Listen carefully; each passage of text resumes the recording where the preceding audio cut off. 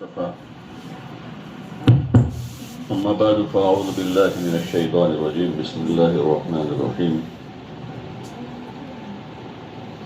ومن أحسن قولا ممن دعا إلى الله وعمل صالحا وقال إنني من المسلمين ولا تستوي الحسنة ولا السيئة ادفع بالتي هي أحسن فإذا الذي بينك وبينه عداوة كأنه ولي حميم وما يلقاها إلا الذين صبروا وما يلقاها إلا ذو حظ عظيم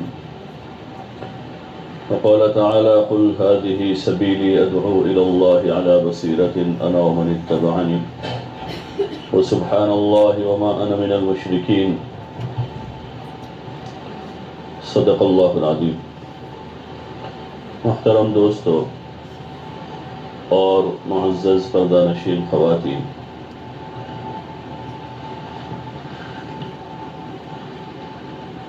اللہ جل جلالہ عمن والہ کا بے انتہا فضل ہے، اللہ ہی کا کرم اور اسی کا احسان ہے کہ اس نے ہم کو ایمان جیسی عظیم الشان نعمت عطا فرمائی ہے. اس دنیا میں جو ہمارے پاس سب سے بڑا سرمایہ ہے، جس کے پاس ایمان ہے وہی کامیاب ہوں گے. اس دنیا کی زندگی کی کامیابی کا تعلق بھی ایمان کے ساتھ ہی وابستہ ہے، اور قبر کی کامیابی بھی ایمان پر ہے، اور آخرت کی جو لامحدود زندگی ہے اس زندگی میں بھی ایمان والے ہی کامیاب ہوں گے. وہ قیمتی سرمایہ اللہ تعالیٰ نے ہمیں بغیر مانگے عطا فرمایا ہے، اس پر اللہ کا شکر ادا کرنے کی ضرورت ہے. ہم سب اس کے شکر گزار بنے کہ اس نے ہمیں ایمان دیا، حضور پاک صلی اللہ علیہ وسلم کے ذریعے سے اسلام جیسا مبارک دین عطا فرمایا، اور حضور علیہ السلام کی ختم نبوت کے صدقے میں دین کی محنت عطا فرمائی، اور اس امت کا اجر بڑھا دیا. اس امت کا مرتبہ اللہ تعالیٰ نے اونچا کر دیا.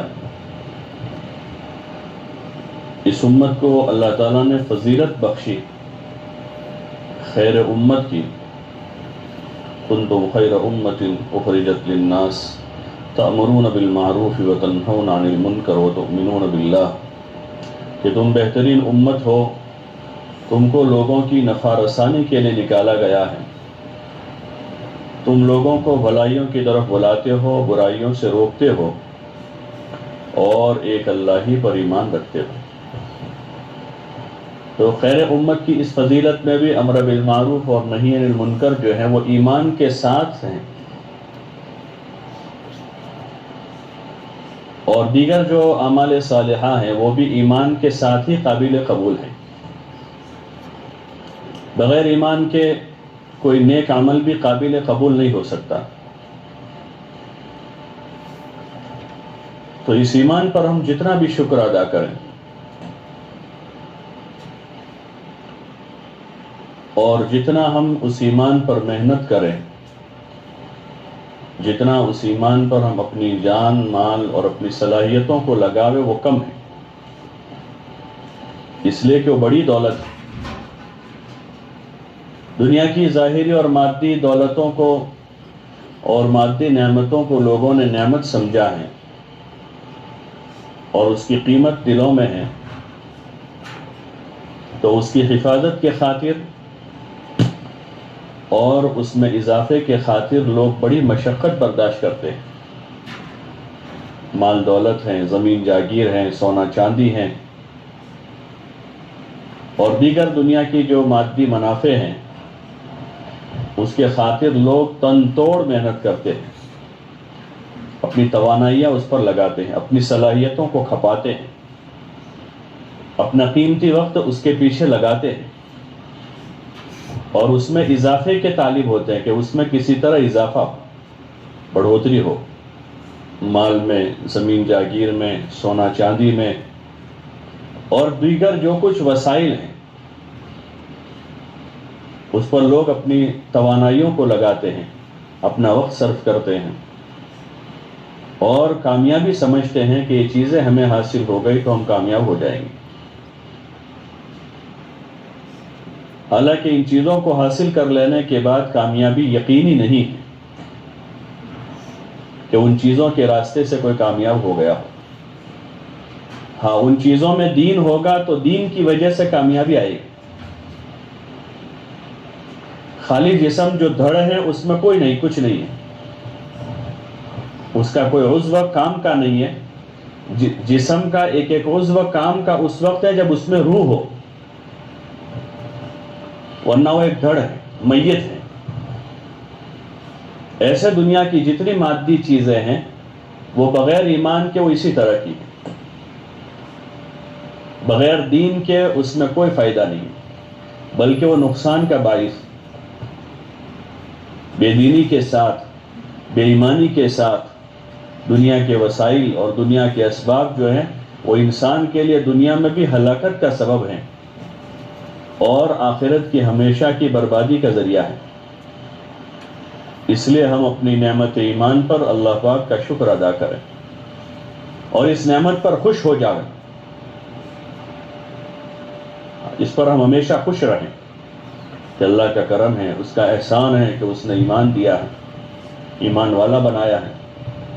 اللہ اپنا نام لینے کی ہمیں توفیق دے رہا ہے، 5 وقت نماز پڑھنے کی توفیق دے رہا ہے، زبان سے اس کا ذکر کرنے کی وہ توفیق دے رہا ہے، اس کے کلام کی تلاوت کی توفیق دے رہا ہے۔ یہ نعمتیں ہیں، ان نعمتوں پر شکر گزار بنیں گے تو شکر کے ساتھ نعمت میں اضافے کا وعدہ ہے۔ ان شکرتم لازیدنکم، کہ تم شکر کرو گے تو ہم نعمتوں میں اضافہ کریں گے۔ اور اللہ تعالیٰ کی طرف سے اپنے بندوں بندیوں کو اس بات کا مطالبہ ہے کہ وہ شکر گزار رہیں، نعمتوں پر شکر کرتے رہیں، ناشکری سے بچیں، ناشکری کرنے سے بچیں اور شکر کریں، اس پر خوش رہیں کہ اللہ نے ایمان دیا، اعمال کی توفیق دے رہا ہے، نماز پڑھنے کی توفیق دے رہا ہے، دیگر جو کچھ دین پر عمل کی توفیق ہے اس پر شکر ہے، تو اس میں دین میں اضافے کا ایک ذریعہ یہ بھی ہے۔ ان شکرتم لازیدنکم، تم شکر کرو گے تو ہم نعمت میں اضافہ کرتے ہی رہیں گے، اضافے کا ایک ذریعہ ہے کہ اللہ پاک اور توفیق دے گا۔ لیکن یہ شکر اس وقت ہوگا جب ان نعمتوں کا دھیان ہوگا اور نعمتوں کی قیمت کا پتہ ہوگا، نعمتوں کی قیمت کا پتہ ہوگا۔ کوئی 10 روپے ہدیے میں دے رہے تو اتنی خوشی نہیں ہوتی، 10 روپے کیا چیز ہے، لیکن کوئی 1 لاکھ روپے ہدیہ پیش کرے تو یہ بہت بڑی چیز ہے، وہ خوشی ہوتی ہے اندر سے، 1 لاکھ روپیہ ملا کہ اس کی قیمت کا پتہ ہے، روپیے کی قیمت، کہ یہ روپیہ ہے، یہ 10 روپے ہے، یہ لاکھ روپیہ ہے۔ ایسے ایمان جو سب سے اوپر ہے، اور پھر ایمان کے بعد اعمال، اعمال میں نماز جو ہے عبادتوں میں سب سے بڑی عبادت ہے۔ ایک فرض نماز ادا کر لینا معمولی چیز نہیں ہے، بہت بڑی چیز ہے وہ۔ کتنی نیکیاں ہیں؟ 2 کروڑ نہیں 3 کروڑ 35,54,432 نیکیاں ایک فرض نماز ادا کرنے پر ملتی۔ کتنی ساری، ڈھیر ساری نیکیاں ہیں، کروڑوں میں حساب ہو رہا ہے اس کا۔ رمضان کا مہینہ آیا تو حدیث پاک میں ہے کہ ایک فرض کا ثواب 70 فرضوں کے برابر،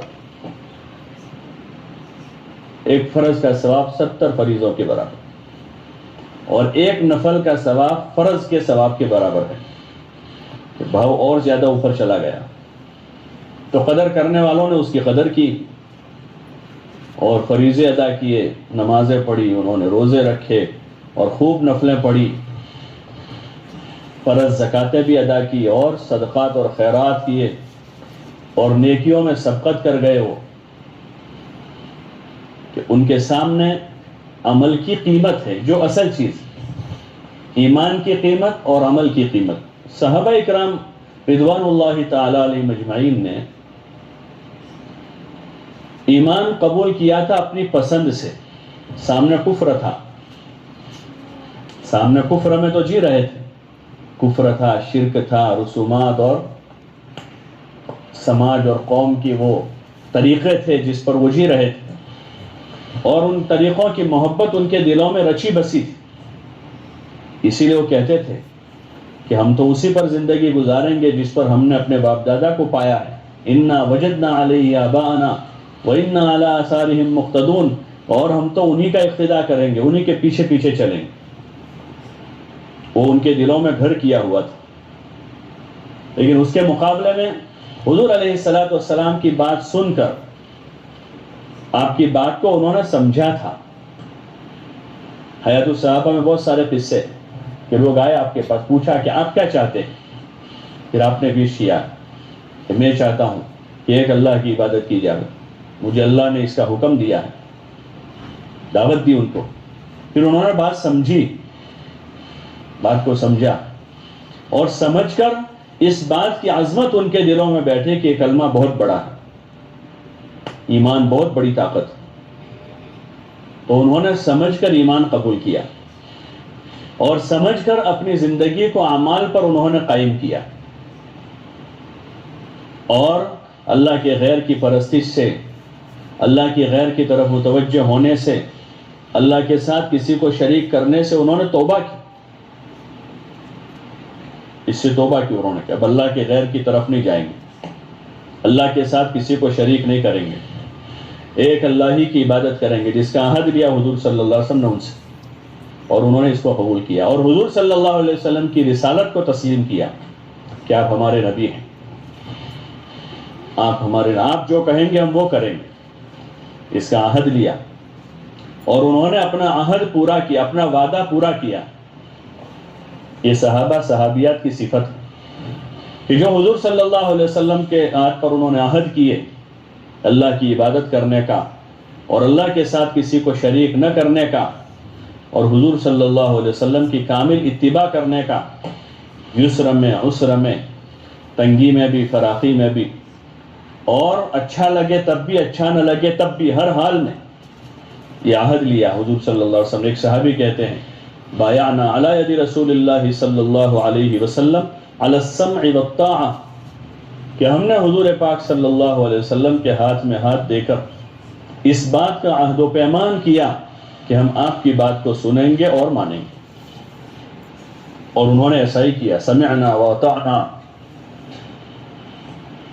سمعنا اطعنا، کہ سنا اور اطاعت کی، مانا، اس لیے کہ سمجھ کر انہوں نے سمجھا تھا، اس سمجھ کر قبول کیا تھا، اور ایمان کو انہوں نے بہت بڑی نعمت سمجھا تھا، اعمال کو انہوں نے بڑی نعمت سمجھا تھا کہ یہ اعمال جو ہے یہ نعمت ہے کہ اس کی ہمیں توفیق ہو رہی ہے، اس لیے اس ایمان کے خاطر اور اعمال کے خاطر ان کو بڑی قربانیاں دینی پڑی، خالی نفس کی چاہتیں قربان نہیں ہوئی ان کی۔ ہمارا اس وقت جو مسئلہ ہے ایمان و عمل کے خاطر چاہتیں قربان کرنی ہے، ایمانی زندگی گزارنے کے لیے ہمارے نفس کی چاہتیں رکاوٹ، اور اعمال پر زندگی کو لانے کے لیے ہماری چاہتیں رکاوٹ۔ ان کے وہاں چاہتیں تو اپنی جگہ تھی ہی، لیکن اس کے علاوہ بہت سی رکاوٹیں ان کے راستے میں تھی، بہت سی رکاوٹیں تھیں، لیکن انہوں نے ایمان کی قیمت چکائی، ایمان قبول کرنے کی، ان حالات کی شکل میں۔ حکایت صحابہ میں حضرت شیخ رحمۃ اللہ علیہ نے وہ قیمت کے جو واقعات ہیں وہ نقل کیے ہیں کہ حضور صلی اللہ علیہ وسلم کو کتنی بڑی قیمت چکانی پڑی کہ آپ مکے میں، جہاں آپ مانوس شخصیت تھی آپ کی، لوگ آپ کو صادق الامین کہتے تھے، لوگ آپ سے محبت کرتے تھے، آپ کا خاندان بھی آپ سے محبت کرتا تھا، اور ارد گرد والے دیگر قبائل بھی آپ سے محبت کرتے تھے، اور آپ کو صادق الامین کہتے تھے، لیکن آپ نے جب ایمان کا کلمہ بلند کیا اور لوگوں کے سامنے اعلان کیا قولوا لا الہ الا اللہ تفلحوا کا، تو پھر آپ کو اس کی بہت بڑی قیمت چکانی پڑی۔ آپ کے لوگ دشمن بن گئے. ہاں، آپ کے خلاف طرح طرح کی باتیں ہونے لگی. ایک شریف آدمی کے لیے بہت بڑا مجاہدہ ہوتا ہے کہ اس کے خلاف کوئی غلط بات کی جائے، کوئی جھوٹا کہا جاوے، نعوذ باللہ، شاعر اور جادوگر کہا جاوے، کاہن کہا جاوے، اور الزام لگایا جائے اس کے اوپر کہ انہوں نے ایسا کیا، ایسا کیا، ایسا کیا. یہ بڑا مجاہدہ ہوتا ہے. آپ صلی اللہ علیہ وسلم پر اس قسم کے حالات شروع ہوئے. اس پر بس نہیں ہو گیا کہ حالات اور بڑھتے گئے اور بڑھتے گئے. اسی طرح صحابہ پر حالات آئے. آپ پر جو ایمان لاتا تھا اس پر حالات آتے تھے. حضرت خدیجہ رضی اللہ عنہ مکے کی بڑی سردار اور بڑی ذہین و فتین تاجرہ تھی. وہ بڑی مکے کی بڑے تاجر، تجارت کرنے والی خواتین میں سے تھی. بزنس وومن، بڑا کاروبار تھا ان کا، اور اللہ نے مال دیا ہوا تھا، خاندانی شرافت تھی. حضور علیہ السلام پر ایمان لائی تو جیسے ایمان قبول کیا، آپ پر جو حالات تھے وہی حالات کی لنک ان کے ساتھ جڑ گئی، وہی سارے حالات ہیں. لیکن چونکہ سمجھ کر ایمان قبول کیا اور ایمان کی نعمت کو بڑی نعمت سمجھا کہ بہت بڑا سرمایہ ہے، تو اس کے خاطر مال جاتا رہا، اس کے خاطر عزت جاتی رہی. اور اس کے خاطر ایک دن ایسا آیا، قصہ مشہور ہے شیب ابی طالب کا، کہ 3 سال تک حضور صلی اللہ علیہ وسلم کے ساتھ شیب ابی طالب میں قید رہی. نیچے زمین کا فرش ہے، آسمان کا اوپر چھت ہے، نہ وہاں کھانا ہے نہ اور کوئی ضروریات زندگی وہاں میسر ہیں. درختوں کے پتے چبا کر دن گزارے وہاں. لیکن سمجھ کر ایمان قبول کیا تھا تو ایمان نہیں چھوڑا. کہ یہ بڑی نعمت ہے، مال سے بھی بڑی نعمت ہے، اور راحت و آرام سے بڑی چیز ایمان ہے، اسباب دنیا سے بڑی چیز ایمان ہے، ظاہری شہرت و وجاہت سے بڑی چیز ہمارے پاس ایمان ہے. اپنے ایمان پر جمی رہی اور حضور صلی اللہ علیہ وسلم کا اور آپ کے دین کا ساتھ دیتی رہی. کوئی شکایت زبان پر نہیں ہے، کوئی شکایت زبان پر نہیں ہے، بلکہ آپ کے ساتھ لگی رہی اور دین کا ساتھ دیتی رہی. بلکہ جو مال ان کے پاس تھا وہ پورا مال حضور صلی اللہ علیہ وسلم پر، آپ کے دین پر خرچ کر دیا. اسی لیے حضور علیہ السلام ان کی وفات کے بعد فرماتے تھے کہ میں سب کا بدلہ دے چکا ہوں، ان کا بدلہ دینا باقی ہے. ان کا بڑا احسان تھا. حضرت سمیہ رضی اللہ عنہ ایمان کو سمجھ کر قبول کیا تھا تو اسباب دنیا کے خاطر وہ چھوٹا نہیں، جمی رہی. اس شہادت ہو گئی. خالی حالات آئے نہیں، حالات آئے، آتے گئے، بڑھتے گئے، بڑھتے گئے، شہادت ہو گئے اللہ کے نام پر، سب سے پہلی شہادت.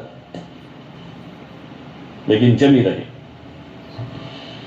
ہاں، یہ سبق ہے ان مبارک ہستیوں کی زندگیوں میں. حضور صلی اللہ علیہ وسلم، صحابہ، صحابیات کی زندگیوں کا یہ سبق ہے ہمارے لیے کہ ہمیں اپنے دین کو سمجھنا ہے.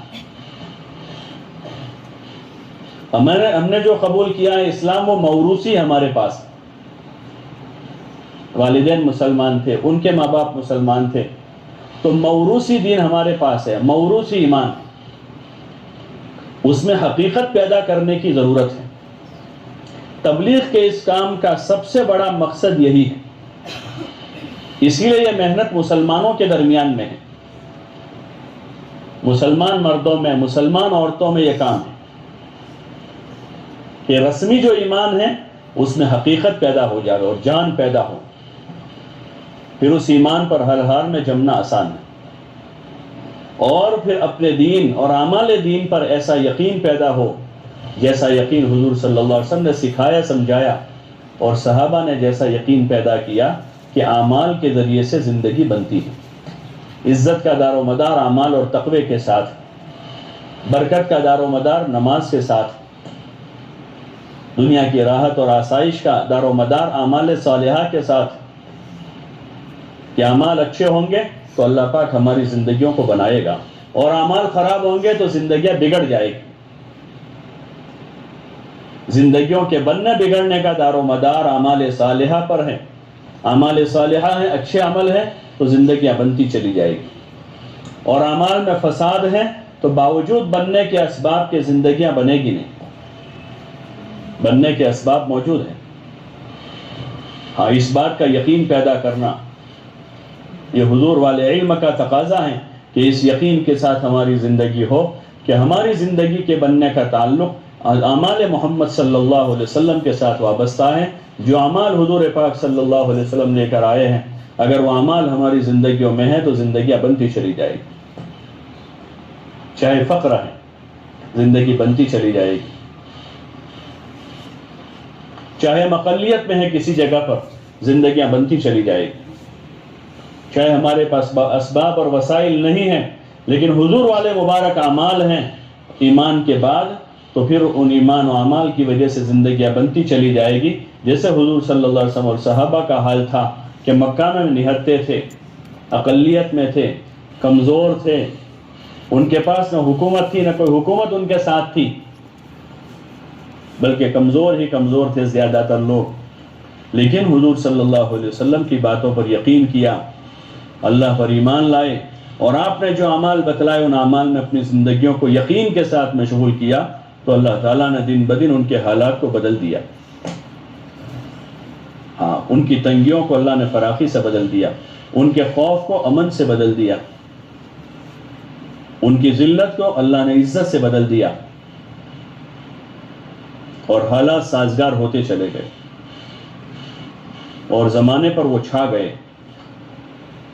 ہاں، اعمال کے ذریعے سے. آج بھی وہی راستہ ہے، آج بھی وہی اللہ کی مدد جو ہے نبیوں کے ساتھ اور ایمان والوں کے ساتھ، لیکن حقیقی ایمان والوں کے ساتھ، رسمی ایمان کے ساتھ نہیں. اِنَّا لَنَنْصُرُ رُسُلُنَا وَالَّذِينَ آمَنُوا فِي الْحَيَاةِ الدُّنْيَا، کہ ہم ضرور بھی ضرور اپنے رسولوں کی مدد کریں گے، اور ان لوگوں کی مدد کرے جو ایمان لائے ہیں. لیکن ایمان سے مراد وہ ایمان ہے جو حقیقت والا ایمان ہے. فی الحیات الدنیا ویوم یقوم الاشہاد، اور قیامت کے دن بھی ہم انہی کی مدد کریں گے. اس مبارک کام سے یہی چاہا جا رہا ہے، اس لیے پہلی محنت ایمان پر کروائی جا رہی ہے.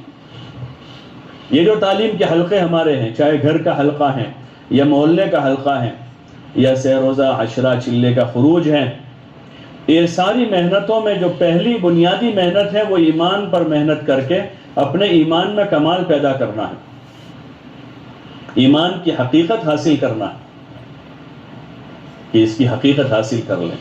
دنیا کے بھی کسی فن کی حقیقت حاصل کرنے کے لیے اس فن پر مسلسل محنت کی جاتی ہے، تو پھر اس فن میں کمال پیدا ہوتا ہے.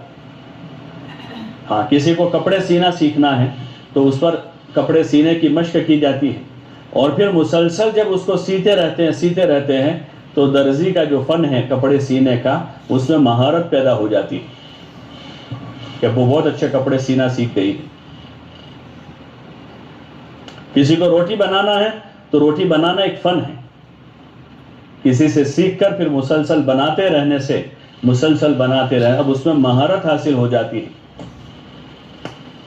ایسے اپنی توانائی اس پر لگا کر ایمان پر محنت کر کے ایمان میں کمال پیدا کرنا. ایمان میں جب کمال پیدا ہوگا تو وہ کمال ظاہر ہوگا عملوں کے ذریعے سے، نماز کے اہتمام کے ذریعے سے، اللہ کے ذکر کے ذریعے سے، قرآن کی تلاوت کے ذریعے سے، اپنی اخلاقی زندگی سے.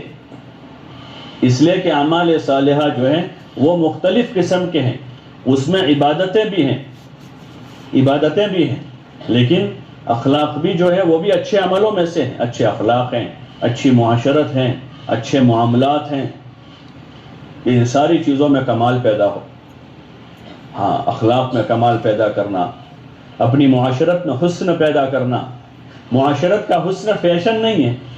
لوگ معاشرت کا حسن فیشن کو سمجھتے ہیں کہ جتنے گھر میں فیشن پرستی ہوگی، ٹپ ٹاپ ہوگی، جسم پر زیادہ فیشن، زیور اور رنگ برنگے کپڑے ہوں گے تو حسن پیدا ہوگا. معاشرت کا حسن جو ہے وہ سادگی میں ہے. حضور علیہ السلام نے اپنی معاشرت کو سادگی پر اس کی بنیاد رکھی. کھانا سادہ، کپڑا سادہ، مکان سادہ، ضروریات زندگی میں سادگی، ہاں ضروریات زندگی میں سادگی اختیار کرنا اور اپنے اخلاق کو بلند کرنا، اپنے اخلاق کو بلند کرنا کہ اپنی ذات سے بھی اور اپنے مال سے بھی مخلوق کی خدمت کرنا اور لوگوں کے ساتھ خندہ پیشانی سے پیش آنا، ہنستے چہرے سے لوگوں سے ملنا اور جان و مال سے خدمت کرنا، اللہ کے بندوں بندیوں کا اکرام کرنا، عزت دینا،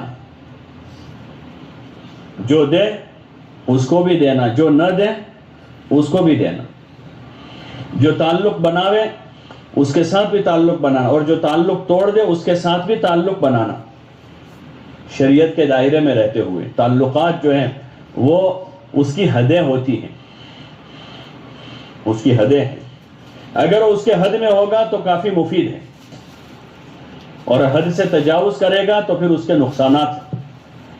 اس لیے اپنی عبادت و اعمال کے ساتھ اللہ کے بندوں بندیوں کے ساتھ اچھا سازگار تعلق بنانا اور اپنی جان و مال کے ذریعے سے خدمت کرنا اور اپنی معاشرت سے کسی کو تکلیف نہ پہنچانا، اپنے رہن سہن سے، اپنے کھانے پینے سے، اپنے بولنے سننے سے، اپنی چال ڈھال سے، اپنے ہاتھ اور بھووں کے اشاروں سے کسی کو تکلیف نہ پہنچانا، یہ حسن معاشرت، بلکہ اس سے اوپر کی چیز ہے حسن معاشرت کہ دوسروں کی تکلیفوں کو جھیل لینا، برداشت کر جانا اور صبر کر لینا۔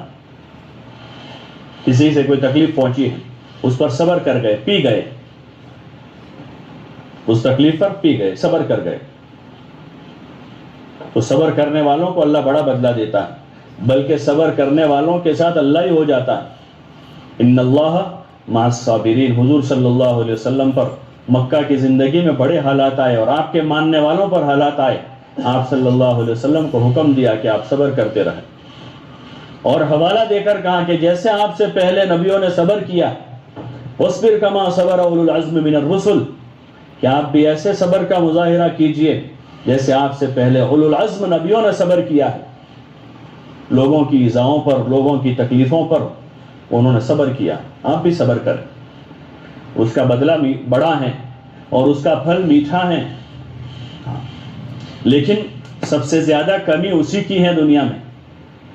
ایسے بھی قیمتی چیزیں کمی ہوتی ہیں، سونا قیمتی ہے تو بہت تھوڑا ہے، لوہا سستا ہے تو جہاں دیکھو وہاں لوہا ہی لوہا ہے، گاڑیاں بھی لوہے کی ہیں، جہاز بھی لوہے میں ہے، مکان بھی لوہے میں بن رہے ہیں اور جگہ جگہ لوہا ہی لوہا دکھتا ہے کہ اس کی قیمت کم ہے، اور سونا قیمتی ہے تو تولوں میں بک رہا ہے اور گرام میں بک رہا ہے، 2 گرام، 5 گرام، 10 گرام۔ ایسے صبر جو ہے وہ قیمتی سرمایہ ہے، بہت قیمتی سرمایہ ہے، جس کو نصیب ہو گیا زہے قسمت۔ نبیوں نے صبر کیا، اللہ کہہ رہا ہے، شہادت اللہ کی ہے، فاصبر کما صبر اولو العزم من الرسل، کہ جیسے اولو العزم نبیوں نے صبر کیا ہے آپ بھی صبر کریں، کہ صبر کا مظاہرہ کریں گے، پی جائیں گے۔ فضیلت دی ہے غصہ پینے والوں کو، یہ مومن کی صفت بتائی ہے، غصہ پینا اور درگزر کرنا، والکاظمین الغیظ والعافین عن الناس، والکاظمین الغیظ، کہ جو غصہ پینے والے اور لوگوں سے درگزر کرنے والے، معاف کرنے والے لوگوں۔ یہ سبق پڑھایا حضور علیہ السلام نے، اس سے معاشرے میں جو ہے سکون پیدا ہوتا ہے، لڑائیاں ختم ہو جاتی ہیں، جھگڑے ختم ہو جاتے ہیں۔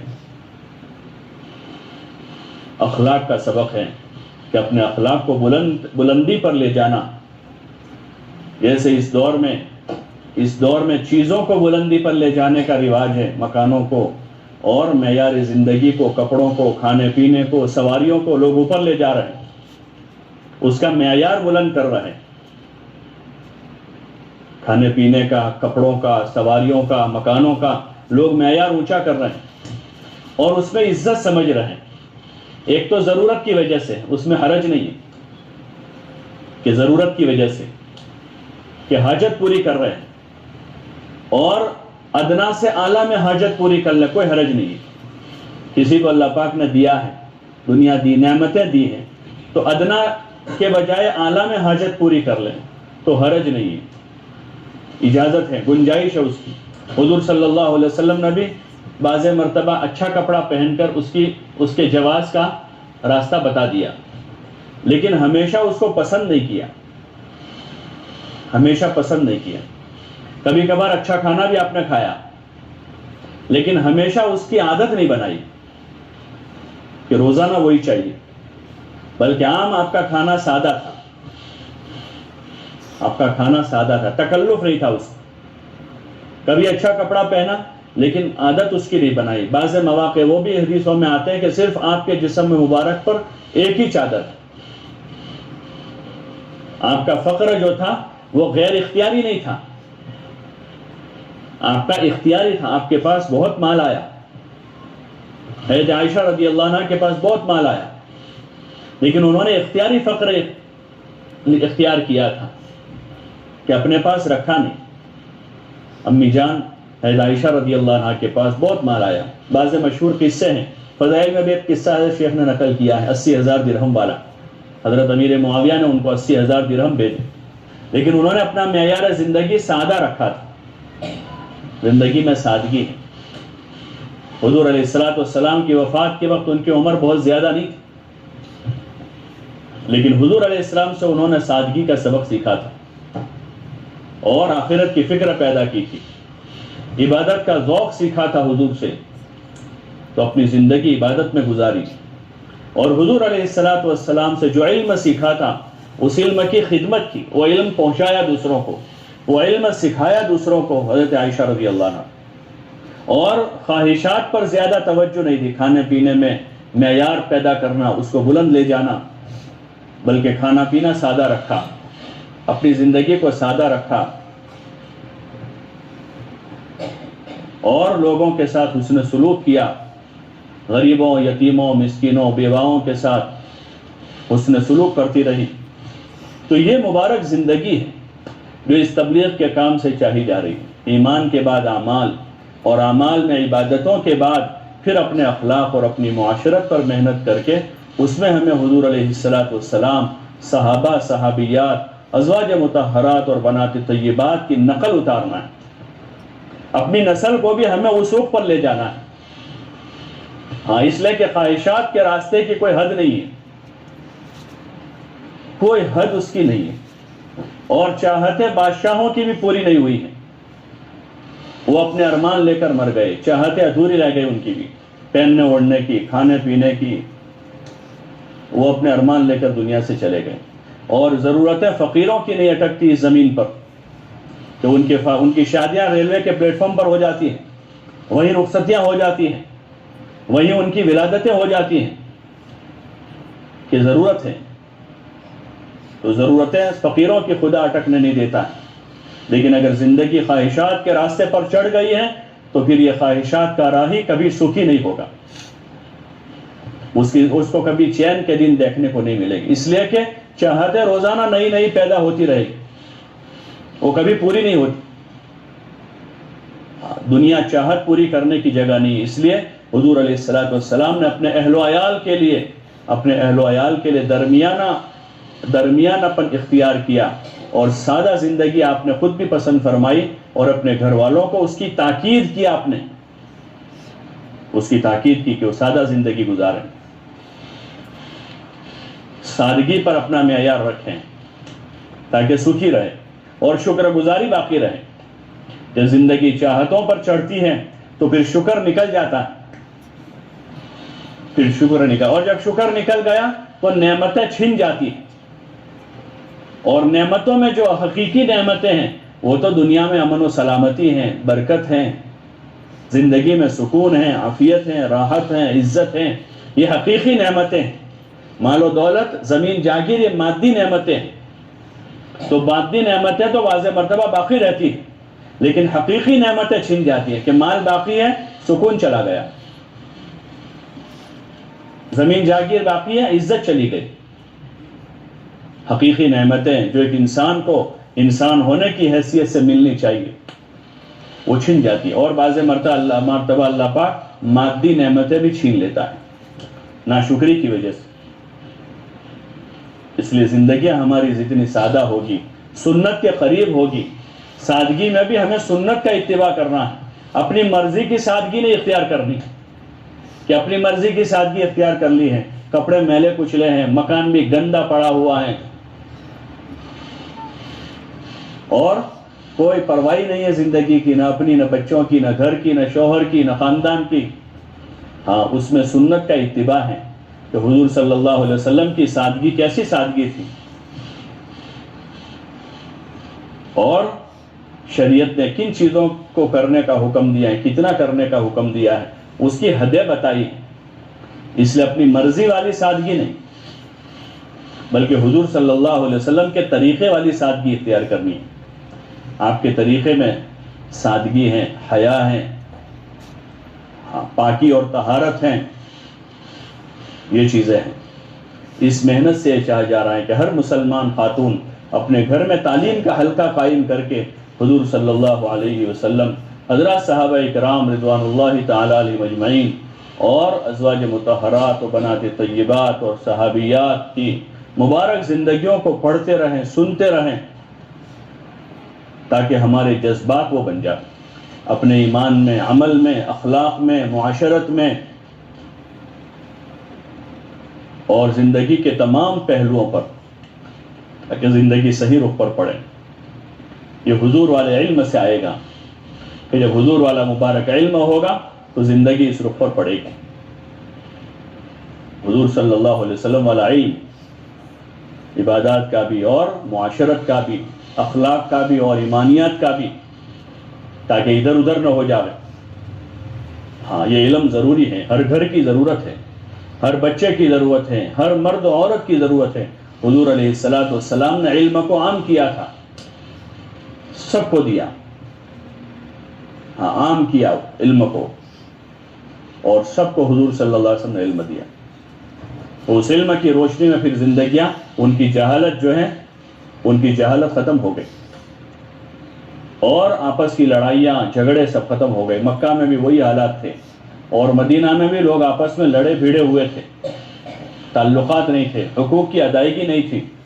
اس لیے کہ علم میں حقوق بتائے گئے، اللہ کا کیا حق ہے، رسول صلی اللہ علیہ وسلم کا کیا حق ہے، دین کا کیا حق ہے اور بندوں کا کیا حق ہے، اور ان حقوق کی حدیں بتائی گئی کہ حد کیا ہے. علم میں حدود و قیود ہیں کہ حد کتنی ہے. اللہ کا حق ہے تو اللہ کا کتنا حق ہے، شوہر کا حق ہے تو شوہر کا کتنا حق ہے، کتنی اطاعت کرنی اس، اور شوہر کے ذمہ بیوی کا حق ہے تو کتنا حق ہے، اس کی حد بتائیے. لیکن جہالت ہے، جہالت ہے. اس لیے عورتیں بعض مرتبہ شوہر کے حکم پر ناجائز کام کر لیتی ہیں، وہ کام جائز نہیں ہے، وہ سمجھتی ہے کہ شوہر نے کہا اس لیے کر دو، یہ ناجائز کام ہے. نماز چھوڑ دی، پردہ اتار دیا، کہ برقع پہنا ہوا تھا اچھا خاصا، شادی کر کے آئی، شوہر نے پسند نہیں کیا اس تو برقع اتار دیا، یہ تو ناجائز کام ہو گیا ہے. حق کی حد نہیں پہچانی تھی، کتنی حد، اس کی حد کیا ہے. حق کی حدوں کو پہچاننا وہ علم الہی سے ظاہر ہوگا. حضور صلی اللہ علیہ وسلم والا مبارک علم ہے جو ہمیں حدیں بتائے گا کہ حد کہاں ہے. بھائی بہنوں کا حق ہے، ماں کا حق ہے، والد کا حق ہے، تو ان کے حق کی حدیں کیا ہیں. وہ حدیں معلوم نہیں ہوگی تو پھر مسائل ہے. حد کا پتہ نہیں تھا تو مسئلہ، جیسے زمینوں کی حدوں کا پتہ نہیں ہوتا تو جھگڑے ہوتے ہیں، کھیتوں میں جھگڑے ہوتے ہیں کہ بھائی ان کی حدوں کرنے، یہاں تک ہمارا ہو، ہم یہاں تک ہمارا ہے، لاؤ بھائی ناپ لو، لا کر تو ناپ لیتے ہیں، پٹی رکھتے ہیں تو پتہ چل جاتا ہے کس کا کتنا ہے. حد متعین کر دیا، جھگڑا ختم، اب لڑائی ختم ہو گئی. بھائی یہاں تک کا آپ کا ہے، یہاں تک ان کا ہے، اب لڑائی نہیں ہے. اللہ پاک نے حضور علیہ السلام کے ذریعے سے حقوق بھی بتائے اور ان حقوق کی حدیں بتائی کہ ماں کا کتنا حق ہے بیٹے کے ذمے، وہ ماں کی کتنی اطاعت کرے گا، اور بیوی کا کتنا حق ہے، اس کی کتنی اطاعت کرے گا، کہاں تک اس کی سنے گا، کہاں تک اماں کی سنے گا. اگر شوہر کو یہ پتہ ہے تو پھر اس گھر میں لڑائی نہیں ہوتی، اس گھر میں لڑائی نہیں ہوتی. بہو کو پتہ ہے حق کا کہ شوہر کا کتنا حق ہے، اولاد کا کیا حق ہے اور والدین کا کیا حق ہے، تو پھر وہاں لڑائی نہیں ہوگی، جھگڑے نہیں ہوں گے۔ اس لیے ضرورت ہے کہ علم الہی کی روشنی میں زندگیوں کو لانا ہے، اور عبادت و عقائد کے علم کے ساتھ ساتھ معاشرت کا علم لینا ہے، اور علم عمل کے لیے ہی آیا ہے۔ کوئی آدمی جانتا ہے 5 وقت کی نماز پڑھنا فرض ہے اور نماز کے سارے مسئلے معلوم ہیں، اس کے فرائض، واجبات، مکروہات، مستحبات، مفسدات سب پتہ ہے، لیکن نماز نہیں ہے زندگی میں، تو یہ نماز کا علم کچھ کام نہیں دے گا، بلکہ وہ علم خلاف حجت بن جائے گا، وہ نماز کا علم حجت بنے گا۔ ایسے ہی گھریلو اور معاشرتی زندگی کا جو علم ہے اس کو سیکھنا سمجھنا، اور وہ سیکھنا سمجھنا برتنے کے لیے علم حاصل کرنے کے بعد بھی زندگی قوم و سماج کے طریقے پر ہے، علم حاصل کرنے کے بعد بھی زندگی ماں باپ کے گزشتہ طریقے پر ہے، جو جاہلیت والا طریقہ ہے۔ حضور علیہ السلام کے ہاتھ میں ہاتھ دے کر صحابہ نے کہا کہ ہم آپ کی بات کو سنیں گے اور مانیں گے۔ اللہ رسول کی اطاعت کا حکم دیا گیا، اطیعوا اللہ و اطیعوا الرسول، کہ اللہ کے رسول کی اطاعت کرو۔ جب اللہ کی رسول صلی اللہ علیہ وسلم کی اطاعت وجود میں آئے گی تو پھر انشاءاللہ زندگیوں سے مسائل ختم ہو جائیں گے، آپس میں محبتیں مودتیں پیدا ہو جائے گی۔ جب دین آیا، دین آنے سے پہلے اہل مدینہ میں آپس میں لڑائیاں تھی، جس کا تذکرہ کیا کلام پاک میں اللہ پاک نے، وَأَنْتُمْ عَلَى شَفَا حُفْرَةٍ مِّنَ النَّارِ فَأَنْقَذَكُم مِّنْهَا، کہ تم تو جہنم کے کنارے کھڑے تھے، تم تو جہنم کے کنارے پر تھے، ہم نے تم کو دین دے کر وہاں سے نکالا ہے۔ تو ایسے ہی یہ علم کے بغیر جو زندگیاں ہیں وہ زندگی جہنم جیسی ہیں، کہ آپس میں لڑائیاں ہیں، فساد ہیں، جھگڑے ہیں۔ اس سے نکلنے کا راستہ علم الہی ہے، حضور والا علم ہے، اس لیے اس کا سیکھنا سکھانا ہے، اپنے بچوں کو سکھانا ہے، اپنی بچیوں کو سکھانا ہے عملی طور پر۔ کیا انہوں نے مدرسے میں تو وہ پڑھا ہے جو حضور والا تھا، لیکن گھر میں عملاً جو ہے وہ دادا والا طریقہ چل رہا ہے، دادی والا چل رہا ہے، سماج والا چل رہا ہے، تو پھر وہ مدرسے کا پڑھا ہوا کام نہیں لگتا۔ حضور صلی اللہ علیہ وسلم نے گھروں میں ماحول بنوایا، گھروں میں ماحول بنایا، عورتوں کو بھی علم دیا، بچوں کو بھی علم سکھانے کی ترغیب دی، بلکہ کلام پاک میں اللہ تعالیٰ نے ارشاد فرمایا، قُوا أَنفُسَكُمْ وَأَهْلِيكُمْ نَارًا، اے ایمان والو اپنے آپ کو اور اپنے گھر والوں کو جہنم کے عذاب سے، جہنم کی آگ سے بچاؤ، جس کا ایندھن انسان اور پتھر ہے۔ حضرت علی رضی اللہ عنہ فرماتے ہیں، یعنی گھر والوں کو دین سکھاؤ، کہ اپنے بچوں کو دین سکھانا ہے، اور دین کے سیکھنے سکھانے کا گھر میں ماحول بنانا ہے، گھر کا ماحول سازگار کرنا ہے۔ اس کے لیے بزرگوں نے ترتیب دیا کہ فضائل کے حلقے قائم کریں، ابتدا فضائل کے حلقے ہر گھر میں قائم ہوں، اور اس میں صحابہ، صحابیات، حضور صلی اللہ علیہ وسلم، اہل بیت، اور نماز، روزہ، ذکر، تلاوت، عبادت، صدقہ، خیرات، آخرت، تقوی، طہارت، زہد، جہد، اسی کو پڑھا جاوے، اسی کو سنا جاوے، صبح، شام، رات، دن، اجتماعی حلقوں میں اس کی تعلیم ہو، اور انفرادی اوقات میں اس کے مذاکرے ہوں۔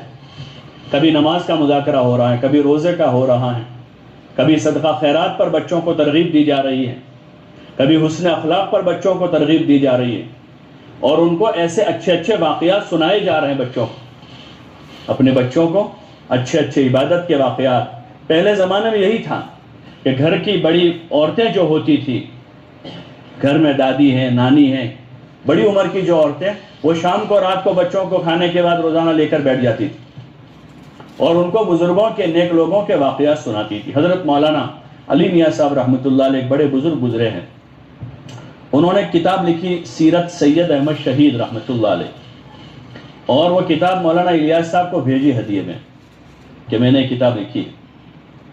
تو مولانا الیاس صاحب نے وہ کتاب دیکھی، اور پھر کچھ مدت کے بعد مولانا علی میاں صاحب سے ان کی ملاقات ہوئی، تو مولانا الیاس صاحب رحمۃ اللہ علیہ نے علی میاں صاحب رحمۃ اللہ علیہ سے کہا کہ مولوی علی میاں، تمہاری کتاب پڑھ کر میرے علم میں کوئی اضافہ نہیں ہوا۔ تو تعجب سے پوچھنے لگے کہ حضرت کیا ہوا؟ تو کہنے لگے کہ تم نے جو سیرت سید احمد شہید میں جو واقعات لکھے ہیں نا، وہ تو میں نے بچپن میں اپنے گھر کی دادیوں اور نانیوں سے سارے قصے سن رکھے تھے جو تم نے اس میں لکھے ہیں. تو اس میں بزرگوں کے واقعات و حالات بچوں کو سناتے تھے، ان کی نیکی کے، ان کی عبادت کے، ان کے تقوی کے، ان کے زہد و جہد کے،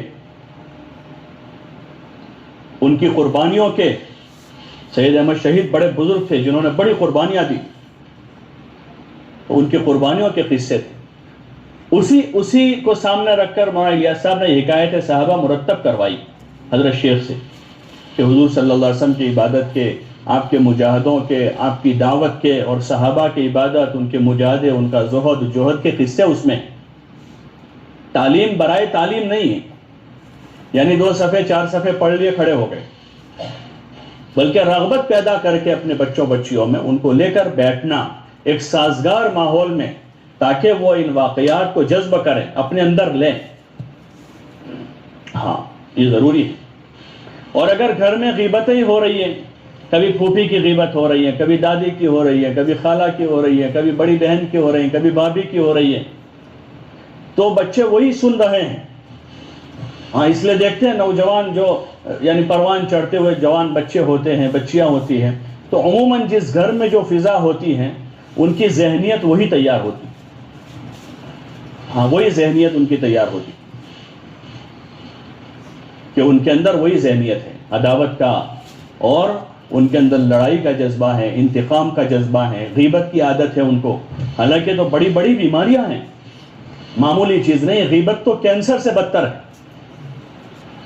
حدیث پاک میں الغیبت اشد من الزنا، کہ زنا سے زیادہ بری چیز ہے غیبت، جو نیکیوں کو کھا جاتی ہے. حسد ہیں ایک آگ ہے، حسد ایک آگ ہے. ہاں کینہ ہے دل میں. یہ بڑی بڑی بیماریاں ہیں، بڑی بیماریاں ہیں. نفاق ہے، نفاق ہے کہ زبان پر کچھ ہے، دل میں کچھ ہے. تیری میری کرنے کی عادت ہو گئی ہے،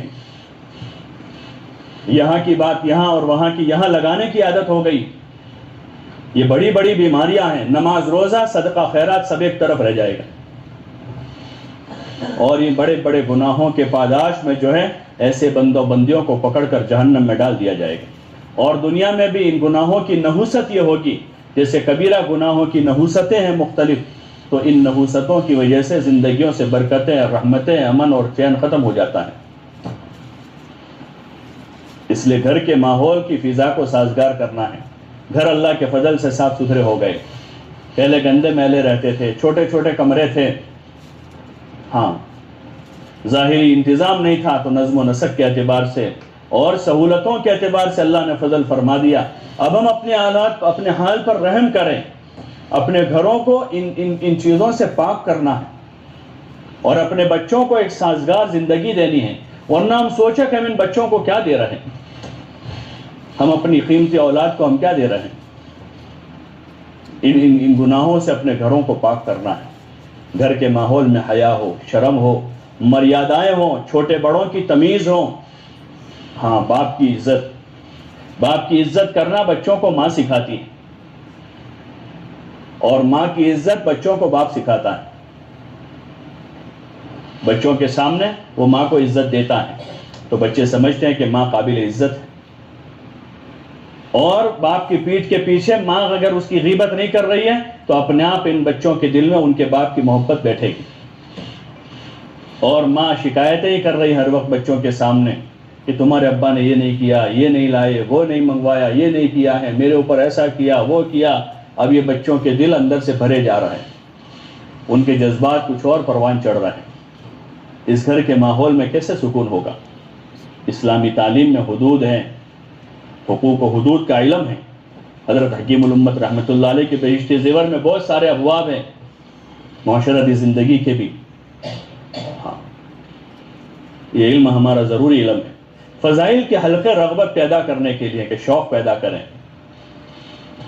اور وہ زندگی بنانے کا دائیا بناوے. اور دوسرا اعمال کے فضائل کا استحضار پیدا ہو، کہ عملوں کی فضیلتوں کا استحضار ہے، تاکہ نیکیوں کی طرف جو ہے ہمارے قدم بڑھیں. نماز میں جی لگے، ذکر و تلاوت عبادت میں طبیعت چلیں. اور اپنی جان و مال سے اللہ کے مخلوق کی خدمت کا جذبہ بنے. جان دی اللہ نے اپنی جان سے خدمت ہے، طاقتیں اللہ نے خدمت کے واسطے دی ہیں، جتنی صلاحیتیں وہ خدمت کے واسطے ہیں، اس کو استعمال کے واسطے ہیں. حضور صلی اللہ علیہ وسلم نے اپنی ذات سے اپنی امت کی خدمت کی، حالانکہ آپ کے ساتھ جانثاروں کی جماعت تھی. آپ کے صحابہ جانثار تھے، جان قربان کرنے والے تھے، آپ پر مال قربان کرنے والے تھے. لیکن جہاں حضور صلی اللہ علیہ وسلم کو صحابہ نے ہدایہ پیش کیے، آپ نے ان کے ہدیوں کو ان کے محبت کے خاطر قبول کیا، وہیں آپ صلی اللہ علیہ وسلم نے بھی ان کو ہدیے پیش کیے. صحابہ نے آپ کو کھلایا تو حضور نے اپنے ساتھیوں کو، صحابہ کو، اپنے مہمانوں کو کھلایا اور اپنی ذات سے بھی خدمت کی. سفر کے موقع پر، ایک موقع پر حضور صلی اللہ علیہ وسلم جب کام تقسیم ہوئے تو لکڑیاں لانا آپ نے اپنے ذمے لیا کہ میں جاؤں گا. ایک سفر کے موقع پر سواریاں کم تھی تو باری باری سوار ہوتے تھے اونٹ پر، تو حضور صلی اللہ علیہ وسلم کے ساتھ بھی کچھ لوگوں کی باری لگی. تو ایک صحابی نے کہا یا رسول اللہ میری باری میں آپ کو دیتا ہوں، یعنی آپ اوپر بیٹھے رہے، میں چلاتا رہوں گا اونٹ. تو حضور صلی اللہ علیہ وسلم نے کہا نہیں بھائی، ایسا نہیں کرنا ہے. اگر تم اس وجہ سے ایسا کرتے ہو کہ تم طاقتور ہو زیادہ، تو میں تم سے زیادہ طاقتور ہوں. اور اگر تم اس وجہ سے کر رہے ہو کہ تم کو ثواب ملے، تو ثواب کی مجھے بھی ضرورت ہے. اور آپ نیچے اتر گئے اور ان کو اوپر بٹھایا، وہ خدمت کی ان کی. ایسے آپ نے زندگی کے مختلف مراحل میں خدمت کی. ہاں، خدمت کو عیب نہ سمجھیں، خدمت تو عبادت ہے ہمارے مذہب میں. نبیوں کے جو اعمال علماء نے لکھے، دعوت، تعلیم اور تعلم، ذکر و عبادت اور خدمت، خدمت ایک عمل ہے. اپنی خدمت خود کرنی چاہیے. ہاں، جن کو طاقت اور قوت ہے، ہاں جن کو معذوری ہے، بیماری ہے، کمزوری ہے، بڑھاپا ہے، تو ان کی خدمت جو تندرست ہے وہ کریں.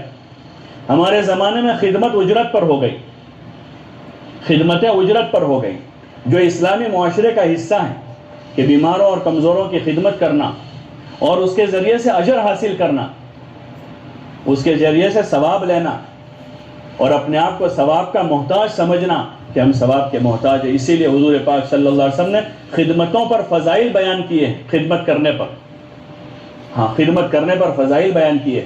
کھانا کھلانے پر، کپڑا پہنانے پر فضیلت ہے.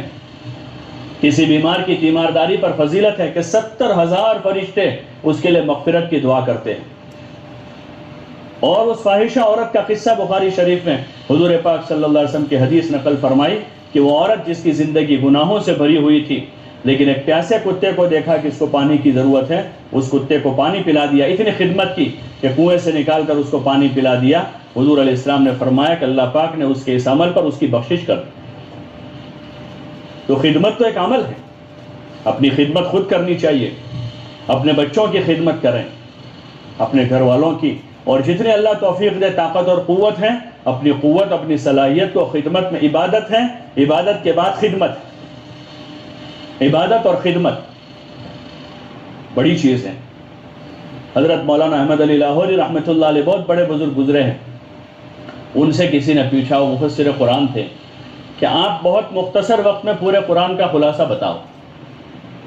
تو حضرت مولانا نے فرمایا کہ عبادت سے اللہ کو، اطاعت سے رسول اللہ کو، اور خدمت سے مخلوق خدا کو راضی کر لو، یہ پورے قرآن کا خلاصہ ہے. عبادت، اطاعت اور خدمت بڑا عمل ہے. جتنی طاقت و قوت ہے اللہ کی دی ہوئی، اس کو استعمال کریں، ہاں، اور خدمت کریں. اس سے قوت بھی، صلاحیت برقرار رہتی ہے، ہاں، صحت اچھی رہتی ہے. ورنہ زندگی میں سستی آ جاتی. سستی، علماء نے لکھا ہے، سستی وہ ہے کہ باوجود قدرت کے اور باوجود فرصت کے کام نہ کرے، بیٹھے رہیں، لیٹے رہیں. خالی سوتے رہنا سستی نہیں، بیٹھے رہنا بھی سستی ہے. یہ بھی سستی ہے کہ قدرت ہے، باوجود قدرت کے کام نہ کرنا، یہ سستی ہے. خالی پڑے لیٹے رہنے کا نام سستی نہیں. اس لیے کوشش کریں، عبادت، اپنے فارغ اوقات میں عبادت کریں. اور نفل عبادتوں سے زیادہ خدمت کا اجر ہے.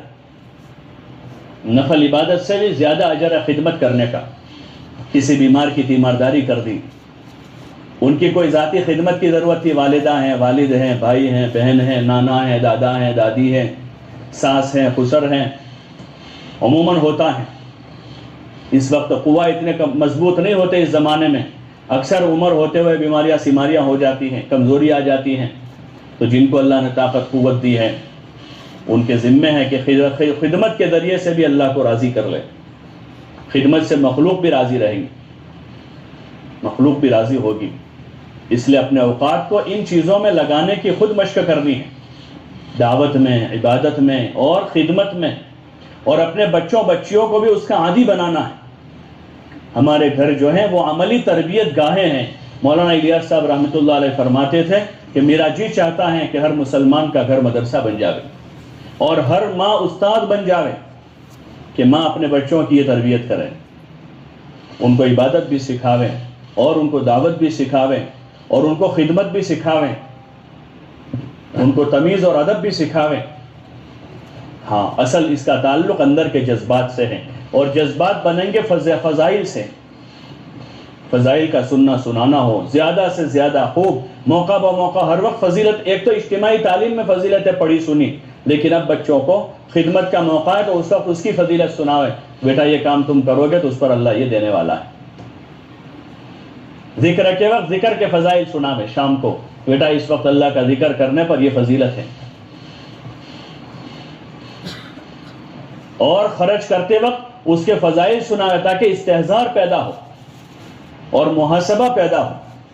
بچوں بچیوں کو خرچ کرتے وقت کسی غریب پر، کسی فقیر پر، کسی کو ہدیہ دیتے ہوئے ہدیے کی فضیلت کیا ہے؟ حضور صلی اللہ علیہ وسلم نے فرمایا ہدیہ دو محبت بڑھے گی. کسی کو ہدیہ دے رہا ہے بچے کے ذریعے سے، بچی کو اس کو سمجھائے بیٹا یہ تم ہدیے کی نیت کرو، تم ہدیہ دو گے ان کو تو تمہاری محبت ان کے دل میں پیدا ہوگی. تو اس سے صحیح اسلامی زندگی وجود میں آئے گی اور رسم و رواج ختم ہو جائیں گے. ورنہ رواجوں کا بوجھ ہو جاتا ہے، وہ مصیبت بن جاتے ہیں.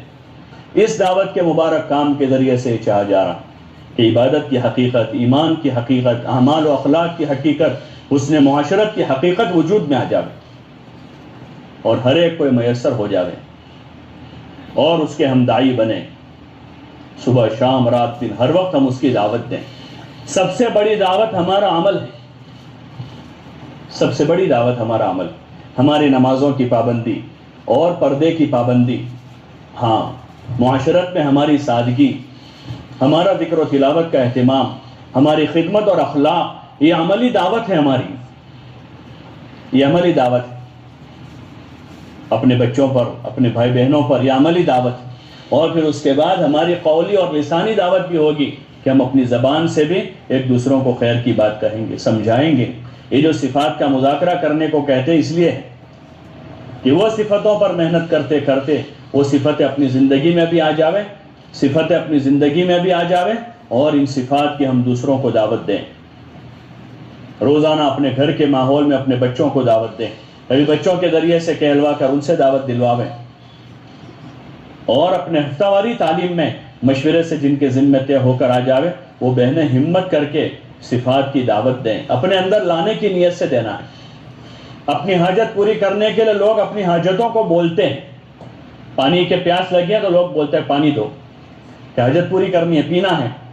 کپڑا لینا ہے تو لوگ کپڑا بولتے ہیں، اپنے اندر لانے کے لیے کپڑا بولتے ہیں. کھانا کھانا ہے تو کھانے کے لیے بولتے ہیں. ایسے ان صفتوں کو اپنے اندر لانے کے لیے بولنا ہے. ایمان کو، نماز کو، علم و ذکر کو، اکرام و اخلاق کو اور اخلاص کو اور راہ خدا میں جان و مال لگانے کو ہمیں بولنا ہے.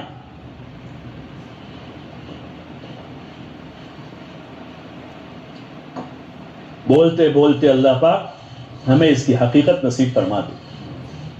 پھر اللہ سے مانگنا ہے کہ اللہ ہم تو محتاج ہیں، کمزور ہیں، ناتواں ہیں، دینے والا تو ہی ہے، نوازنے والا اللہ ہی ہے.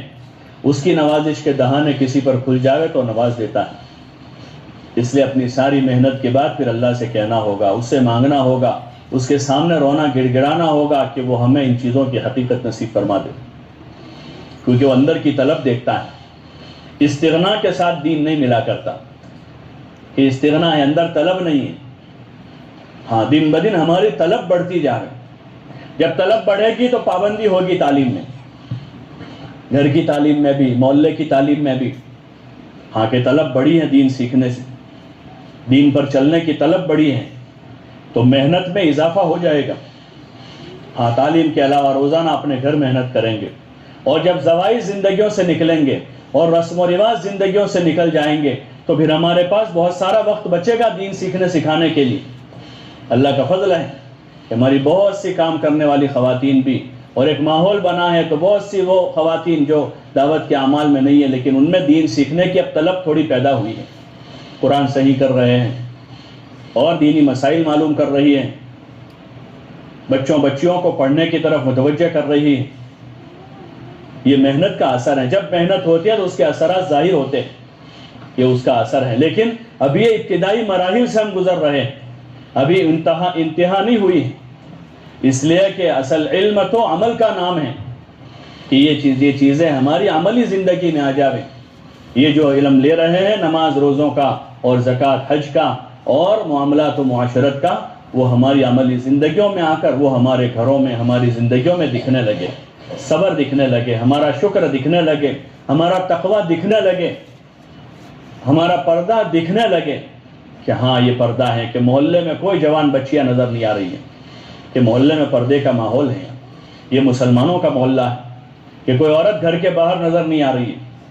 ہاں مسلمانوں کے محلوں کا یہ حال ہے کہ کوئی جوان بالغ عورت جو ہے گھر سے باہر نہیں ہے، ان کے دروازوں پر بھی نہیں ہے، بلکہ ایسی جگہوں پر اپنے گھر میں نہیں ہے کہ جہاں کسی غیر محرم کی نظر پڑ جاتی ہو۔ اس صحابیہ کو جنہوں نے حضور علیہ السلام سے مسجد نبوی میں حضور کے پیچھے نماز پڑھنے کی اجازت مانگی تھی، ان کو حضور علیہ السلام نے فرمایا تھا کہ عورت کی نماز جامع مسجد کے مقابلے میں اپنے محلے کی مسجد میں، اور محلے کی مسجد کے مقابلے میں اپنے گھر کے دالان میں، اور اپنے دالان کے مقابلے میں اپنے آنگن میں، اور اپنے آنگن کے مقابلے میں اپنے گھر کی بند کوٹھڑی میں پڑھنا یہ زیادہ افضل۔ نماز حالانکہ پڑھ رہی ہے، نماز میں پورا سطر چھپا ہوا ہوگا، اس نماز کو بھی حضور علیہ السلام نے فرمایا کہ یہ نماز گھر کی بند کوٹھڑی میں پڑھے یہ زیادہ افضل، کہ اس کی افضلیت اسی میں ہے، برتری اور فضیلت اسی میں ہے۔ اللہ پاک نے اسی طرح پسند کیا ہے ایمان والی بہن بیٹیوں کو، ایمان والی خواتین کو، کہ وہ اس طرح سے اپنی زندگی گزار رہی ہے، ہماری محنت کے ساتھ اس کا اثر ظاہر ہو۔ جیسے پردہ نظر آ رہا ہے اب اللہ کا فضل ہے، ایسے محلوں گلیوں میں بازاروں میں نظر آ رہا کہ ایمان والوں کے محلے ہیں، یہ ایمان والوں کے بازار ہیں۔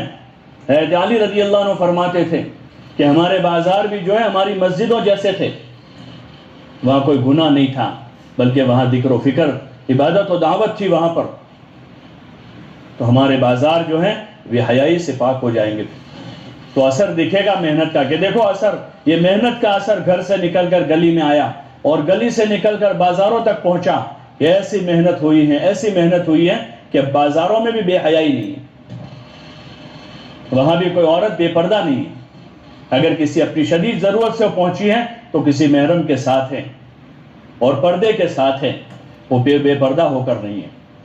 اس لیے اس کی نیتیں بھی بنانی ہے کہ ہمیں محنت کر کے اس محنت کے راستے سے جو چیز مطلوب اور مقصود ہے، حضور علیہ السلام والا لایا ہوا مبارک دین، وہ پورا دین ہماری زندگیوں میں، ہماری اولادوں میں، ہمارے گھروں گلیوں میں، اور پھر ہوتے ہوتے ہمارے بازاروں اور پورے شہر کے چپے چپے میں زندہ ہو کر وہ دین جو ہے پھر پورے عالم میں زندہ ہو جائے۔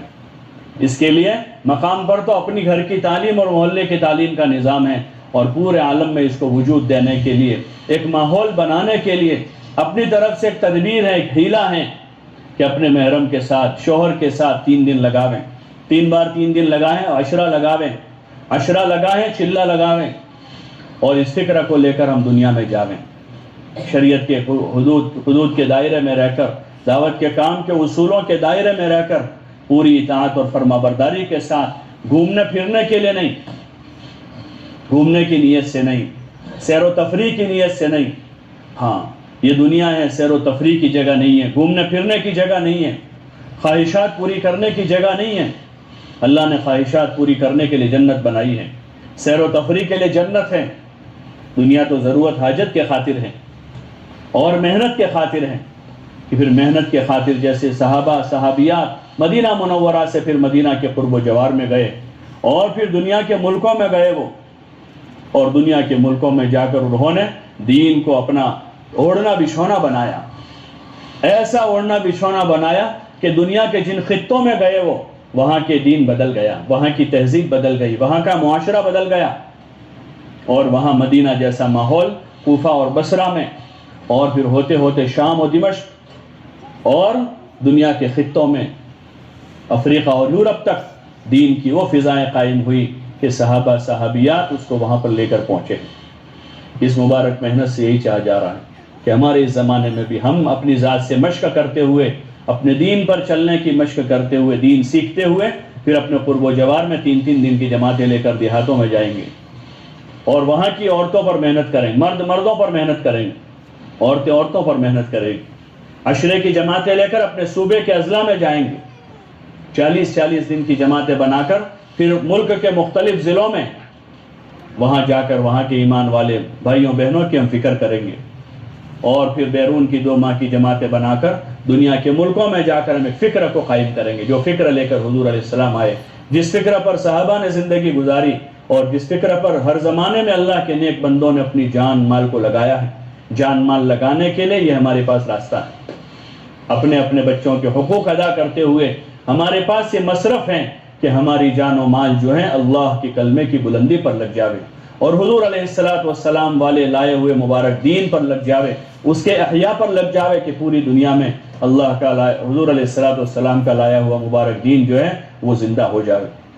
اس کے لیے نیتیں کرنی ہیں، ارادے کرنے ہیں، عزائم کرنے ہیں، ہاں تعلیم میں پابندی کرنی ہے، تعلیم میں پابندی کرنی ہے، جن بہنوں کے ذمے جو امر طے ہوئے مسجد کی جماعت کے مشورے سے اس کو نبھانا ہے، اور فکر کے ساتھ پہنچنا ہے، اور ہفتے بھر مہینے بھر اپنے گھر میں بھی فکر کے ساتھ رہنا ہے، ملتے جلتے اپنی ایمان والی بہنوں کو اور اپنے محرم رشتہ دار مردوں کو دعوت دینی ہے، ان سے دین کی بات کرنی ہے، ہاں غیر محرم سے بات کی اجازت نہیں ہے، چاہے دین کی بات ہو دنیا کی ہو، ہاں اس کی فکر کریں۔ تعلیم والی بہنوں میں کمزوری ہو رہی ہے، سستی ہو رہی ہے، تو پیار محبت سے ان کو سمجھائیں، تو پابندی کریں، بس یہ ہے کہ سمجھانے کا ہمارا انداز جو ہے نرم ہوگا۔ نبیوں کو بھی اللہ پاک نے اس کا حکم دیا، موسیٰ علیہ السلام کو فرعون کے پاس بھیج رہے ہیں جو زمانے کا سب سے بڑا نافرمان ہے، جس نے خدائی کا دعویٰ کیا ہے، اور ان کو کہہ رہے ہیں قولا لہ قولا لینا، کہ نرم گفتگو کرنا، اس سے نرمی اور محبت سے سمجھنا سمجھانا ہے۔ تعلیم والی بہنوں میں بھی کمی ہے، سستی ہے، تو ان کو بھی پیار محبت سے سمجھاویں، اور عام بہنوں کو بھی پیار محبت سے دعوت دینی، ہمارے لہجے میں سختی نہ ہو، تان تشنی نہ ہو، اس کا ہمیں خیال کرنا ہے۔ اللہ کا کام کر رہے ہیں، نبیوں کے طریقے پر کرنا ہوگا، دعوت کے مزاج سے کرنا ہوگا، اور دعوت کے مزاج میں تواضع ہے اور نرمی ہے، حکمت و موعظت ہیں، ادعو الی سبیل ربک بالحکمت والموعظۃ الحسنۃ، یہ دعوت کا لہجہ ہے، حکمت اور موعظہ حسنہ، یعنی اچھی نصیحت، خیر خواہی والی نصیحت۔ انی لکم ناصح امین، انبیاء علیہ السلام کہتے تھے کہ میں تمہارا امانت دار خیر خواہ ہوں، خیر خواہی کرنی ہے، جیسے بچوں کے ساتھ کرتے ہیں، باوجود ہے کہ بہت نافرمانی، پھر بھی اس کو ماں گود میں بٹھا کے سمجھاتی ہے، گود میں بٹھا کے کھلاتی ہے، تو پھر نصیحت کا انداز ہو، نرمی اور تواضع کے ساتھ ہوگا تو انشاءاللہ مؤثر ہوگا، اور اللہ پاک ہمیں کام کا بنا دے گا۔ اس لیے اس کی کوشش کریں، خود پابندی کریں، بہنیں پابندی کریں، جن کے ذمے جو امور آوے پابندی سے نبھاویں۔ آپ کی ڈائریوں پر لکھا ہے کہ کتنے مکان ہیں محلوں میں، کتنی بالغ بہنیں ہیں، ان مکانوں میں سے کتنی بہنیں آ رہی ہیں، ابھی کتنی باقی ہیں، جو ماں بہنیں نہیں آ پا رہی ہیں، موقع لے کر مستقل گشت نہیں کرنا ہے، لیکن ایک محلے میں رہتے ہوئے ملاقات ہو ہی جایا کرتی ہیں، تو ان کو پیار محبت سے سمجھا کر ان کو بھی شریک کریں۔ مردوں کو بھی اپنے محرم کے ذریعے سے مسجد کی جماعت کو متوجہ کریں کہ فلاں فلاں گھروں سے مستورات کا پہنچنا کم ہو رہا ہے، نہیں ہو رہا ہے، تو وہ ان کے مردوں پر محنت کر لیں گے۔ تعلیمی گشت ہوتا ہے تعلیم کے دن، تو اس دن خاص یاد دہانی کر دیں گے، تاکہ 100% بہنیں حاضر ہو جائیں، اور 100% بہنیں یہاں سے فکر لے کر جائیں۔ تعلیم والی بہنوں میں جتنی فکر ہوگی، جتنا تقویٰ ہوگا، جتنی عبادت کا ذوق ہوگا، جتنی سادگی ہوگی، وہ 4-5 بہنیں جو ہے ان کا اثر آنے والے مجمع پر پڑے گا، بلکہ پورے محلے پر پڑے گا۔ وہ وہاں سے فکر لے کر جائے گی، تقویٰ لے کر جائے گی، علم کا ذوق لے کر جائے گی۔ اس لیے تعلیم والی بہنوں سے ہماری گزارش ہے، پابندی بھی کریں، اہتمام بھی کریں، دن بدن جو ہیں ان صفتوں میں اپنے آپ کو آگے بڑھانے کی محنت بھی کریں، اللہ سے دعا بھی مانگے کہ اللہ پاک ہمیں اس میں کمال عطا فرما دے، دین میں بھی، دین کی دعوت اور اس کی محنت میں بھی پیچھے نہ رہیں۔ گھبراوے نہیں، ہاں شرماوے نہیں۔ حضرت عائشہ رضی اللہ عنہ فرماتے ہیں کہ جو دین سیکھنے میں شرم کرے گا وہ دین سے محروم رہے گا۔ کہ 6 صفات بولتے ہوئے شرم آ رہی ہے، ایسا نہ ہو، دین سیکھنے میں شرم نہیں ہے، اور نہ اللہ کا کام کرنے میں کوئی گھبراہٹ ہوگی کہ ہم تو اللہ کا کام کر رہے ہیں، اللہ ہمارا مددگار ہے، اللہ ہماری مدد کرے گا، اللہ کا کام کریں گے، اللہ کی مدد کی امید پر کریں گے، وہی ہماری مدد کرے گا۔ تو نہ گھبرانا ہے، نہ ڈرنا ہے، اللہ کا کام اللہ کے واسطے، اللہ کی مدد کے بھروسے کرنا ہے، پوری ہمت کے ساتھ کرنا ہے، بشاشت کے ساتھ کرنا ہے۔ تعلیم والے دن فارغ رہیں اور کوئی کام زائد نہ نکالے تاکہ تھک جاویں، تھک گئے اور ویسے بھی وقت ہمارا 2 بجے کا ہوتا ہے، مستورات کے گھریلو مصروفیت کی وجہ سے وقت طے ہوا ہے۔ 2 بجے کا وقت عامتاً دھوپ کا وقت ہوتا ہے، گرمی کا وقت ہوتا ہے، آرام کا وقت ہوتا ہے۔ اللہ پاک جزائے خیر دے کہ آپ اپنے سارے کام کاج کے ساتھ قربانی دے دیتی ہو، اللہ مزید ترقی عطا فرماوے۔ تو اس میں اگر کوئی نیا زائد کام اور کر لیا تو اس دن تھکاوٹ ہو جائے گی، تعلیم میں پہنچنا مشکل ہو جائے گا۔ اس لیے صبح سے تیاری کریں، 2 رکعت نماز پڑھیں، اللہ سے مانگیں اور فکر کے ساتھ اپنی نماز ادا کر کے وقت پر پہنچ جائیں، تیاری کر لیں۔ ہاں بلکہ فضائل کے اجتماعی ہم کتاب گھر میں ہفتہ واری تعلیم میں پڑھتے ہیں، اس کے علاوہ بزرگوں سے سنا کہ فضائل کے انفرادی مطالعے کی بھی عادت رکھیں، کہ روزانہ 10 منٹ 15 منٹ انفرادی مطالعہ کریں، حکایت صحابہ، فضائل نماز، فضائل ذکر، تاکہ یہ فضیلتیں ہمیں بھی یاد رہے، عمل کے وقت اس کا دھیان رہے، اور ہم کسی کو دعوت دیں نماز روزے کی تو فضیلت کی روشنی میں دعوت دیں۔ اگر ہمارے پاس فضیلتیں ہوگی تو فضیلتوں کی روشنی میں دعوت دیں گے، اور فضیلتیں نہیں ہوگی تو پھر اپنی زبان میں لٹ ماریں گے۔ جیسے ہوتا ہے نا، ہم بڑے بوڑھے بچوں کو کہتے ہیں نماز کا، عورتوں کو کہتے ہیں پردے کا، تو ان کے پاس فضیلت تو ہے نہیں، لٹ بجاتے ہو، اور ہمیں تو فضائل کے راستے سے ترغیب دینی ہے۔ تو فضیلتیں اس سے مستحضر رہے گی، دھیان میں ہوگی کہ ہم نے پڑھا ہے، پڑھنے کی عادت ڈالیں، تو انشاءاللہ اس سے خود عمل کے وقت یاد دہانی، اپنی یاد دہانی ہوگی، اور دوسروں کو ترغیب کے وقت ہم فضیلت کی روشنی میں ترغیب دے سکیں گے۔ تو اس طرح سے صفات کا مذاکرہ ہے۔ مجمع کو آخر میں جو ہے گھر میں اعمال والی زندگی اور تعلیم کی ترغیب دے کر روانہ کر۔ اس کے لیے کچھ متعین باتیں نہیں ہیں۔ کل پرسوں کوئی کہہ رہا تھا کہ کچھ 10 باتیں طے کر لی ہے مستورات نے، کل پرسوں اپنے کہیں تھے نا، وہاں پر کسی نے بھائی کچھ 10 باتیں وہاں انہوں نے کہ آخری 6 صفات کے بعد یہ 10 باتیں بتانے کی۔ تو اس وجہ سے بہت سی عورتیں ہمت نہیں کرتی کہ 6 صفات تو آتے ہیں لیکن وہ 10 باتیں نہیں آتی۔ تو ایسی کوئی 10-12 باتیں متعین نہیں ہیں۔ ہاں مجمع کو ترغیب اس کی دینی ہے کہ ماشاءاللہ آپ پہنچیے، اللہ جزائے خیر دے، آپ نے ہمت کی، تعلیم میں آ رہی ہے۔ اب یہی تعلیم ہمارے گھروں میں ہم شروع کریں تاکہ ہم اپنے بچوں بچیوں کو، اپنے گھر کی عورتوں مردوں کو ہم دین دے سکیں، دینی ماحول بنا سکیں۔ تو تعلیم کی ترغیب دینی ہے، اور گھر میں اعمال زندہ کرنے کی ان کو ترغیب دینی ہے، گھر میں اعمال زندہ کرنے کی ترغیب دینی ہے۔ مردوں کے ذریعے سے بیان ہوتا ہے تو اس وقت تشکیل ہوتی ہے، تو تعلیم والی بہنیں ذرا مجمع سے جو ہے ہلکے ہلکے انداز میں ان سے مطالبہ کر لیں کہ ماشاءاللہ دیکھو اللہ کے راستے میں مردوں کی 4-4 مہینے کی چلے کی جماعتیں جا رہی ہے، تو ہمارے گھروں سے بھی ہم پیش کریں، ان کو اس وقت ترغیب دینی ہے۔ باقی کوئی اس طرح کا کوئی عنوان یا کوئی مضمون نہیں ہے جس کو بیان کرنا ہے، بلکہ ہمارا کام سیدھا سادہ ہے، تو اس لیے اس کو اسی طرز پر رکھیں گے تو انشاءاللہ اللہ کی ذات سے امید ہے کہ ہمارے حق میں بھی کام کا نفع ظاہر ہوگا، اور ہمارے محلوں اور گلیوں میں اس کے اثرات ظاہر ہوں گے۔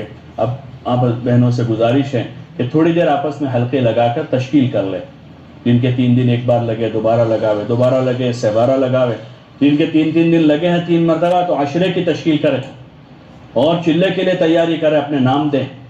معمولی آزار تو ہر ایک کے ساتھ لگے ہیں، اور عورتوں کے ساتھ چونکہ گھریلو زندگی کا پورا نظام جڑا ہوا ہوتا ہے، بچوں بچیوں کا اور معاشرے کا بڑا نظام جڑا رہتا ہے، تو نکلنے میں تھوڑی پریشانیاں ہوتی ہیں، آزار ہوتے ہیں، لیکن جو بہنیں نکلنا طے کر لیتی اللہ پاک ان کے لیے آسان کر دیتا ہے۔ اس لیے نیت ارادہ کریں، اپنے آزار کو زیادہ سامنے نہ رکھیں، بلکہ عزائم بلند کریں، اللہ پاک ان آزار میں انشاءاللہ حل نکالے گا، راستے کھول دے گا۔ اس لیے اپنی نیتیں کریں، ارادے کریں۔ 2-5 منٹ آپس میں تشکیل کر لیں، پھر دعا کر لیں گے انشاءاللہ۔